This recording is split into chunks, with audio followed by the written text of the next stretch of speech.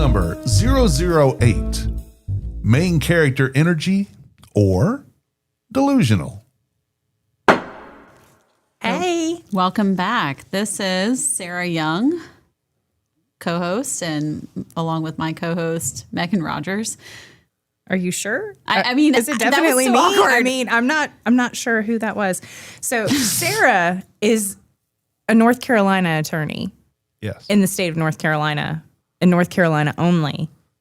And I'm only certified as a paralegal in North Carolina, but I am not an attorney. Okay. I'm a podcast producer that can produce all over the world. Thank you, producer Tim.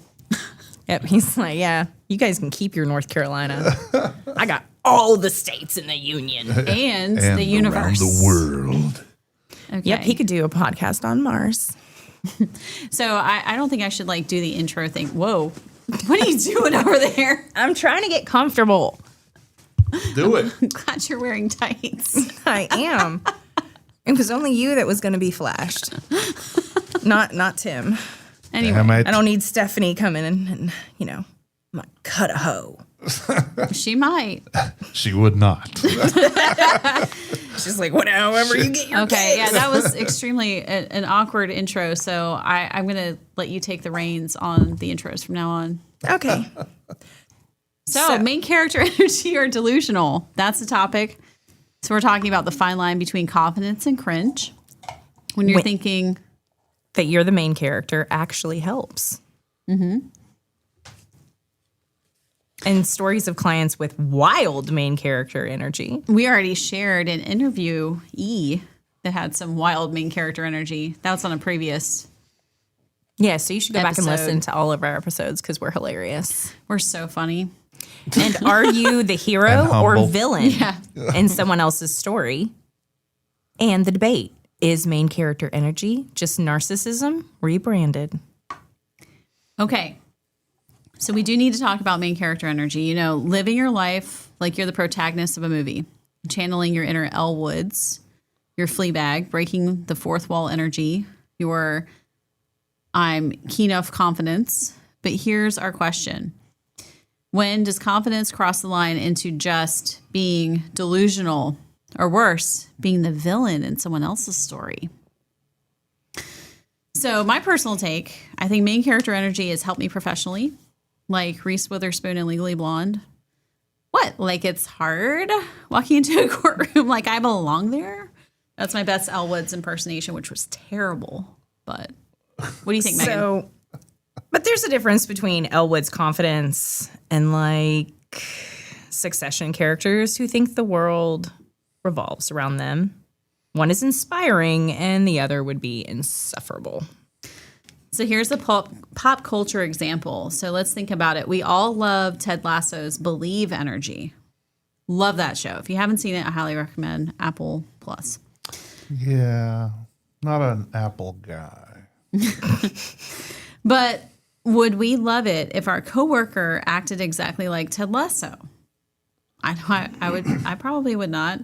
Aggressively positive at 8 a.m., making everything a teaching moment. Yeah, that would be annoying. No, thank you. So, the main character energy thing blew up on TikTok between 2020 and 2021. People were posting about themselves, walking in slow-mo to a soundtrack, having main character moments, and living like they're in a coming-of-age indie film. Or I remember those. They were something else. Or what about the 80s films like we were talking about a few weeks ago? You mean the slow fist pump? Absolutely. With Jumping up at the end of Breakfast Club. Yeah. Pretty in Pink. Anything with Patrick Dempsey in it in the 80s. So, there's good believing you're the protagonist of your own life and you're not a side character. Important. Yeah, taking up space and making bold choices, prioritizing yourself. And, of course, I'm a huge believer in setting boundaries without guilt and the confidence to walk into rooms like you belong there. That is certainly important, and you've mastered that. Yes, I have. So the bad. Thinking everyone else is an NPC in your video game, making every conversation about you, using I'm on my healing journey to avoid accountability, Looking at you, every bachelor on The Bachelor or Bachelorette. There's certainly a generational divide here, right, Megan? Oh, yeah. Gen Z, Which give us the age range here. born in 1997 to 2012. All right, so they certainly embrace main character energy openly, often ironically. Or they'll even say things like, I'm having a main character moment while doing something completely mundane. The soundtracks of their life on TikTok. Oh, jeez. Self-aware about the performance of it. And then there's like the romanticizing my life content. Making coffee becomes a cinematic experience. I know you've seen these people on TikTok, Facebook, Oh Insta. my gosh, yes. Okay. I even have some family members that do that. Thankfully, I don't. But I have Aren't friends. you lucky? That And do? then, yeah. And then there are the millennials, which I do 81 not. to 96. I don't agree that millennial starts at 81. Do you? No. What an ex-millennial, is that what we identify as? Yes. Because we are right in the beginning of like whatever the millennials say they are, but I disagree because I identify more with I have millennial tendencies, but identify more with Gen X, so I'm an ex-millennial. But anyway, so they're caught between the don't be selfish and manifest your dreams. They simultaneously want main character energy, but they feel guilty about it. I can totally relate to that because, you know, any child of the 80s pretty much has like a guilt complex. It's just a thing. Do you Yes. agree? Yep. And they overanalyze, you know, do I have too much, too little? Is this narcissism? And, you know, they grew up with the chosen ones, thinking about like Harry Potter, Katniss, and all of that. But also the whole participation trophy criticism. Yeah, that was definitely a millennial thing. And so, you know, in that generation, a lot of people post something with confidence and then immediately delete it. Oh my goodness. That is the story of my life back when I posted on Facebook, which is why I don't. We post on the firm page. But I don't post on my personal because I always second guess it and think, am I offending someone right now? I don't want to offend anybody or alienate myself. So then we go to Gen X, 65 to 1980. Badasses. And, yeah, they're like, what the hell is this main character energy thing? Just live your life. That's right. They're skeptical of naming everything, which I appreciate. We don't have to have a name for everything. I'm so triggered when you say that. Oh, stop. Let's not get into that. But honestly, you know, Gen X kind of had main character energy before it was cool. And they also did not have to announce it. Yeah, that's like the big hair bands, the tail end of the 70s, but like the big hair bands, like they were badasses with their like crimped hair, pleather jackets. And a whole can of Aquanet. Hell yeah, slouch socks. So, you know, they just called it Slouch having confidence and moved on. So, I don't know. I feel very attacked by the millennial description. I literally think, is this main character energy or am I being annoying at least twice a day? You do, really? Yeah, Twice a 'cause day. Most of the time I'm told I'm too much. I don't disagree with the fact that you are told that too much, but I do disagree with someone telling you are too much because I don't think you are. But I feel the same Just because enough. like we said, I am technically in that millennial category, but I feel the same. And at least we think about it. Some people just do not have a filter. And they say, oh, it's main character energy. No, it's not. You're being an asshole. Yeah, I've never heard the main character energy Really? term before. This is the first time. Oh. I was today years old. The first time I heard that. Well, there's a spectrum of, you know, main character energy examples in pop culture. And I know, like, people talk about Fleabag. I've never watched the show, so I'm not even going to go there. Have you watched it? No. Okay, But so I we're gonna mean, go I there. think, you know, when it works and when it's too much, you know, I've definitely managed people, and I have someone like in my head right now who treated every task like they were the only person working. Ugh. I'm so overwhelmed. I have so much to do. But they're No one else is working. Can't you see that? but they're doing half the work of their colleagues. And, you know, they were like, everyone is underestimating me. Except, Well, no, prove 'em wrong. we're just accurately estimating you. Like, you really are not key man here.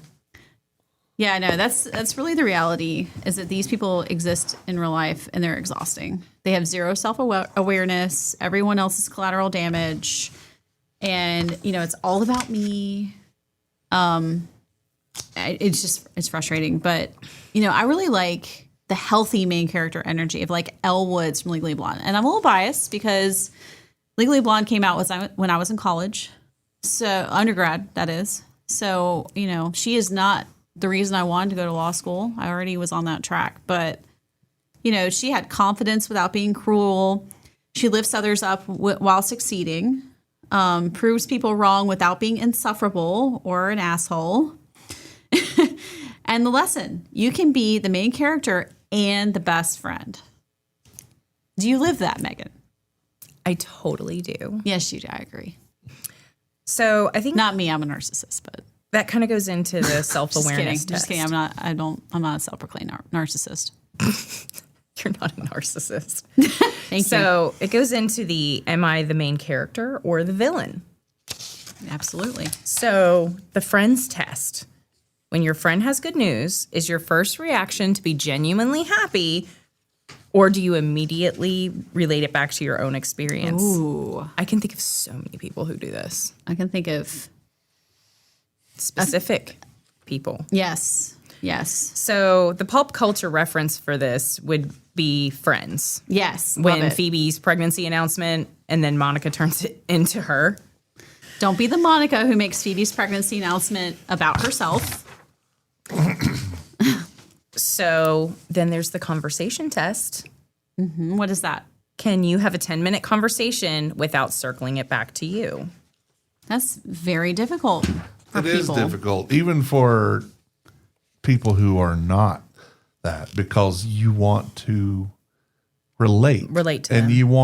you want to let them know that you understand. And there's a way to do that without pointing it to you, but how? Absolutely.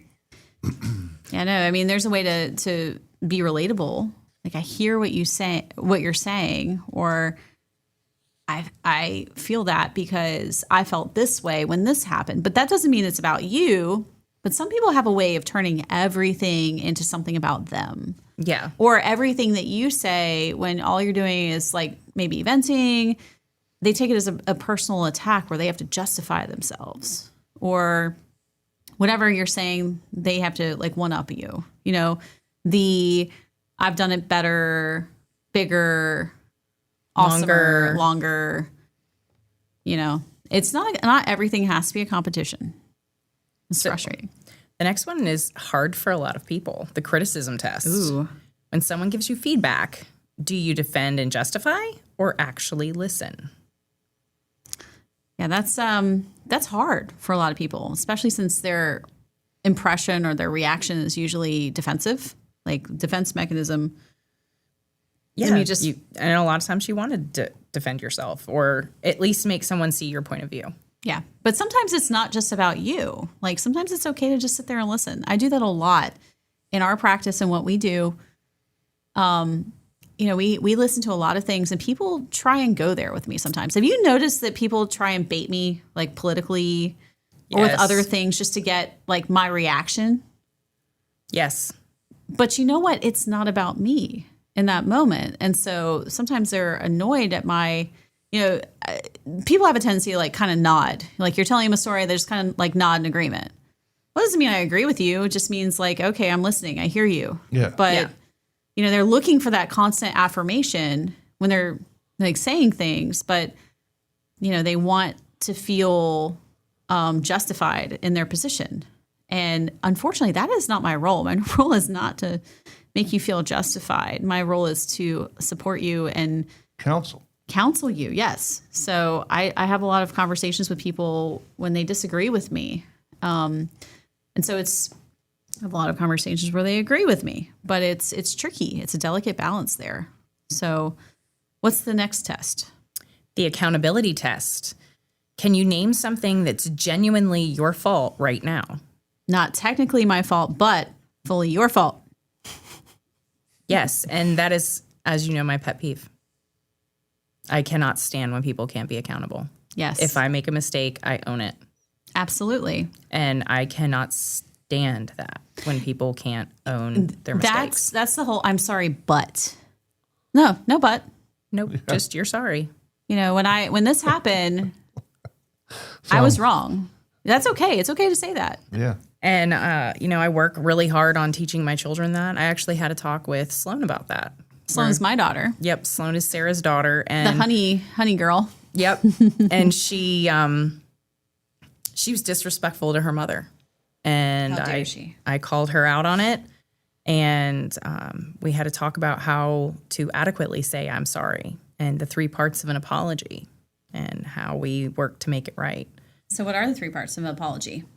Saying you're sorry and acknowledging what you did and how that made the other person feel. And then how do we make it right? So those are the 3 parts. Absolutely. And I think that needs to be taught Yes. to our youth. And actually to a lot of adults. A lot of adults really stink at apologizing. And then also remembering that we can always choose our actions, but you cannot always choose your consequences. Yeah. So That's the consequence of consequences. Mm-hmm. I mean, you have to prepare yourself for you get what you deserve. Mm-hmm. Usually. it's a hard lesson because so many times, I know I've seen it in my own life, even with my own friends, where they just automatically bail their kids out of things. No, I'm not going to bail you out. You forgot your homework. You're getting a 0. I did that with my own daughter. I helped her once. I said, okay, I'm going to go back home, find your homework, scan it, email it to your teacher this one time. Next time, you are on your own. I bail you out once. That's how this works. I don't care if she's 8. So you know what? She forgot her homework again. Did I go and find it for her? No. So I got her grade report back, and there was a 0 on there for one of her homeworks. I'm like, you know what? It killed me to do that to her. But she has to learn. You have to take accountability. It's not all about things happening to you. But, we see that with our staff. The times, the people over the years that have worked at our firm, that it was clear how they were raised on that. Mm-hmm. Whether they were bailed out or whether they had to face the fire. And it turns you into a very different human. Sure does. It's a very hard lesson to learn when the cavalry's not coming. Push comes to shove. You're running through, the Egyptians and chariots are chasing you through the Red Sea, and the walls of water are starting to come in, and you're like, well,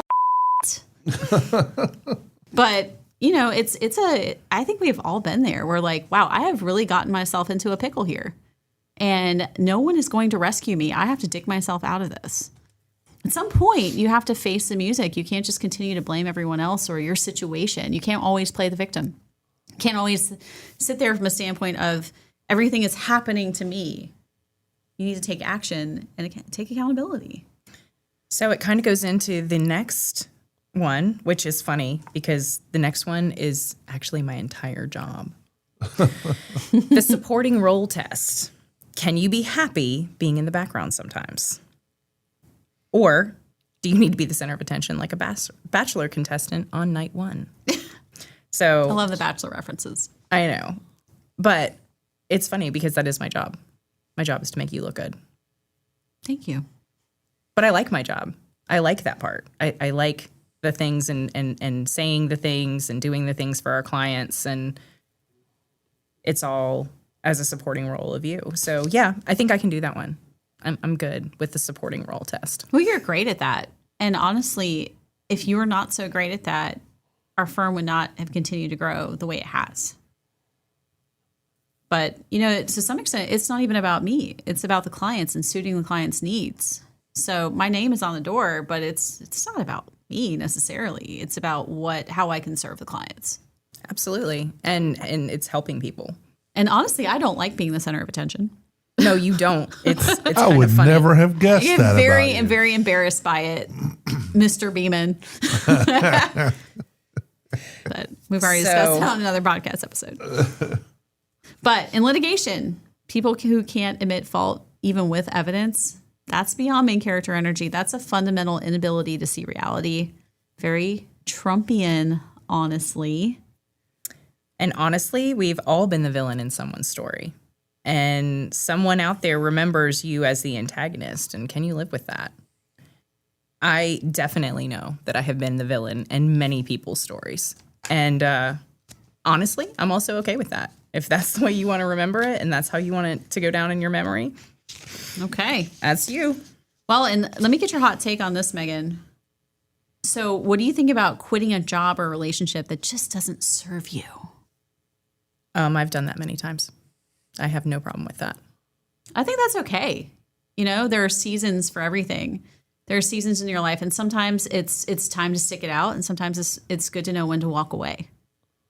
So, you know, I've been at different seasons in my life on various jobs, relationships, friends, and hobbies.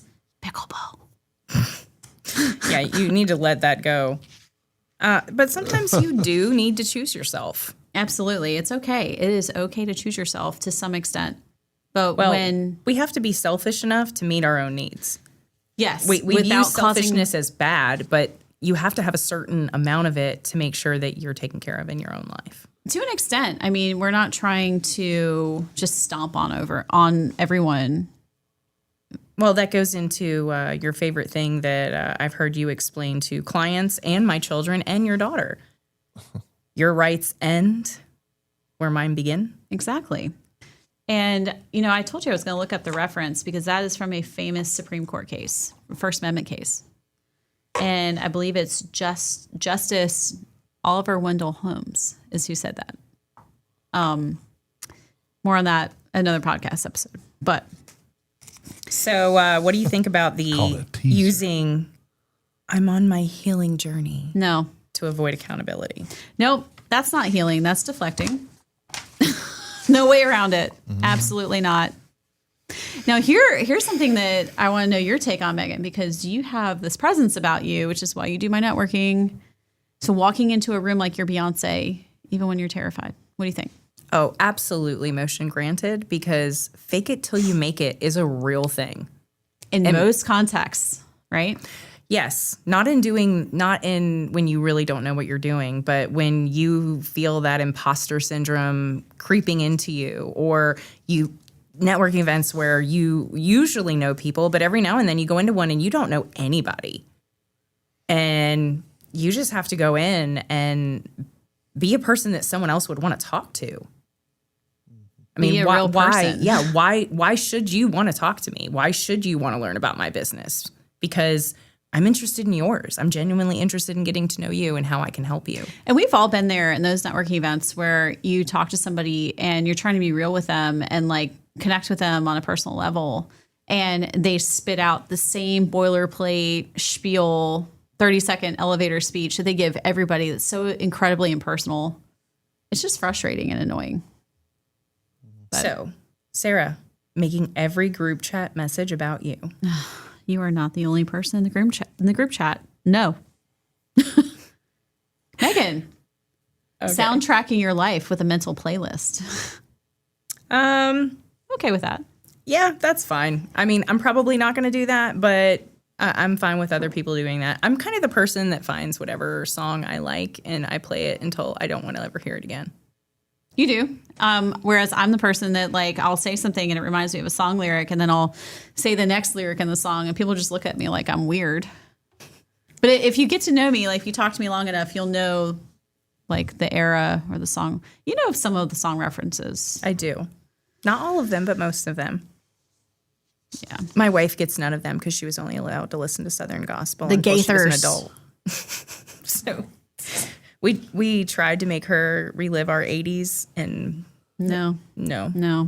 She did not understand any of our references. Foreigner, Journey, Guns N' Roses.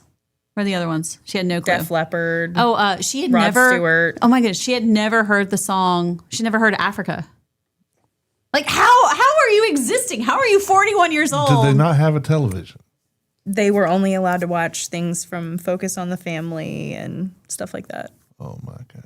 I know. It's just, I'm like, it's so sad you grew up in the 80s and you missed out on so much amazing music. Mm-hmm. All right, last one, Sarah. Well, pop culture in general, not just the music. Yeah, she's never seen The Breakfast Club. Pretty in Pink. My son is... So many things came out in that conversation. I was just baffled. My son is 23, going on 24.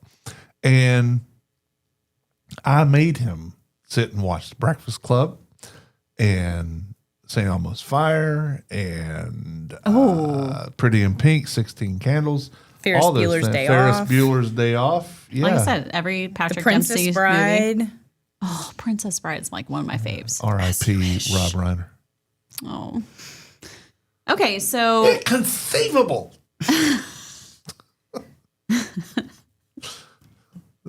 Love that dude. Wallace Shawn. All right, so expecting the world to accommodate your energy without reciprocating. no. That's just being selfish with extra steps. No. All right. Well, I have a final thought on this because, we need to wrap this up. Main character energy is about agency. It's Elle Woods walking into Harvard. It's believing your story matters. It does. Your story does matter. But the second you forget everyone else also has a story, that's not main character energy. At that moment, you're just being selfish. Don't be selfish. Be Ted Lasso, not Logan Roy. Be Fleabag, not Emily in Paris. Have confidence and believe in yourself and take up space. But also, you need to show up for people. You can be the main character and the supportive best friend. That's why you're my best friend. I'm your Donna. You are my Donna. Whoop, whoop. Treat yourself. All right. That's it for Motion to Spill this time. Oh, one more thing. You have to strike a balance. You're the main character of your story, but you're in everyone else's story too. Maybe as the friend, maybe as the mentor, or honestly, sometimes maybe you're the villain. You need to play all the roles with awareness. And gusto. So That's right. Send us an email. Are you team main character energy or team this generation is delusional? Yep. Follow us on Facebook or send us an email. But tell us which pop culture character best represents your energy. Well, obviously, you're the Donna to my Harvey. Absolutely. Every time. In the work context. Yes. I don't know. In the professional context, we're I know we have to wrap it up, but which Friends character would you be? Did you ever watch Friends?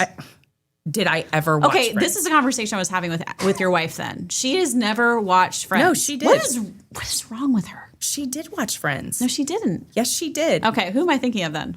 That's our age. It must be one of our other friends, but it's not Abby because Abby and I have even rewatched, binged Friends. Maybe it was Travis, my husband. I think Travis didn't. Oh.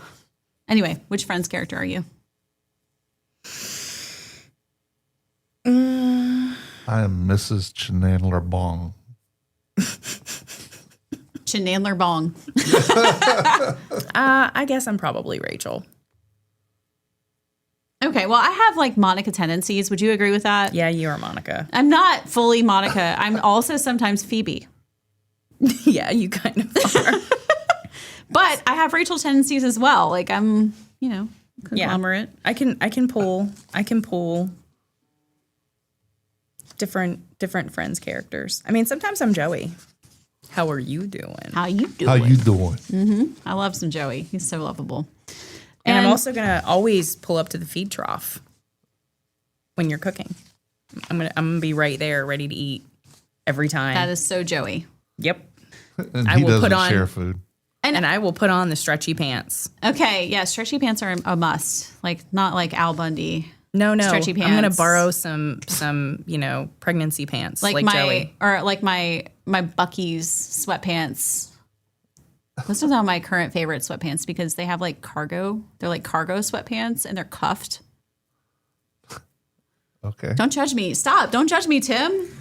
Feel it coming over here. I'm feeling judgment. So you're affecting my main character energy. He's wearing. Oh, okay. He's wearing. Okay, cargo he stands up. sweatpants. I was like, whoa. Okay, he's wearing. She got I'm scared. wearing. He's walking out. He's like, that's it. I'm not producing any more of your shit. I'm done. No way. All right. So this has been Motion to Spill. I know there's not really any legal content here, but sometimes it's fun to just do lifestyle stuff. So, Yep. so your hosts are Meghan Rodgers and Sarah Young.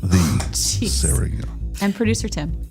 And next time you have to tune in for our Valentine's Day episode. Yay!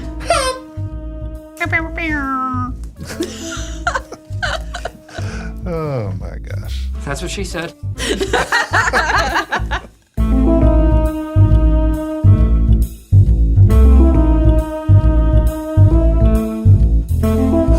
Quick reminder, while I am a lawyer, I may not be your lawyer. This podcast is designed to educate and entertain, not to provide legal advice for your personal situation. Every legal issue is unique, and good legal advice requires knowing all the specifics of your case, which I don't have from a podcast. If you need legal help with a legal matter, please consult with a qualified attorney in your jurisdiction who can give you personalized guidance. Thanks for listening, and remember, no attorney-client relationship is created by tuning in. This is Motion to Spill. All rights are reserved. So this podcast is ours, not yours. We made it, we own it, and we copyrighted it. So don't steal our stuff, don't copy it, share it commercially, or don't try to pass it off as your own genius. If you want to use our content for something, just ask us, like a normal person. We might say yes, and we might say no, but at least you won't be breaking the law. Seriously though, unauthorized use of this content can get you in legal trouble, and no one wants that kind of drama. And I mean, come on, she's an attorney. Don't mess with her.